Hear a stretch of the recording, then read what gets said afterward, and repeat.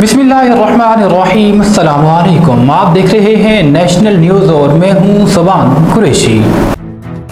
ہمارے نمائندے national news بیدار بخت خان ڈھوڈی کی رپورٹ کے مطابق چشتیاں میلاد چوک الحبیب سپر سٹور پر فائرنگ، پاکستان مسلم لیگ نون کے سینئر سیاسی رہنما غلام ربانی جاں بحق، الحبیب سپر سٹور کے مالک شیخ جمیل شدید زخمی۔ چشتیاں الحبیب سپر سٹور پر 2 افراد پر قاتلانہ حملہ میں 1 افراد پاکستان مسلم لیگ نون کا سیاسی رہنما چودھری غلام ربانی زخموں کی تاب نہ لاتے ہوئے موقع پر ہی جاں بحق ہو گیا، جبکہ سپر سٹور کے مالک شیخ محمد جمیل شدید زخمی حالت میں اپنی مدد آپ کے تحت تحصیل ہیڈ کوارٹر چشتیاں منتقل کر دیا۔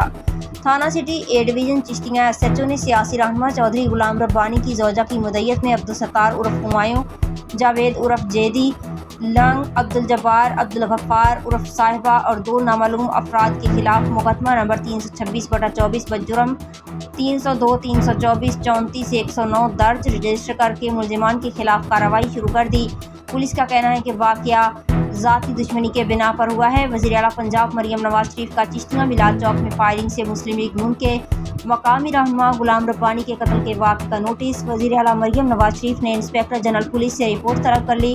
وزیر اعلیٰ مریم نواز شریف کا سوگوار خاندان سے دلی ہمدردی و اظہار تعزیت۔ وزیر اعلیٰ مریم نواز شریف کی فائرنگ سے زخمی ہونے والے تاجر کو بہترین طبی سہولتیں فراہم کرنے کی ہدایت۔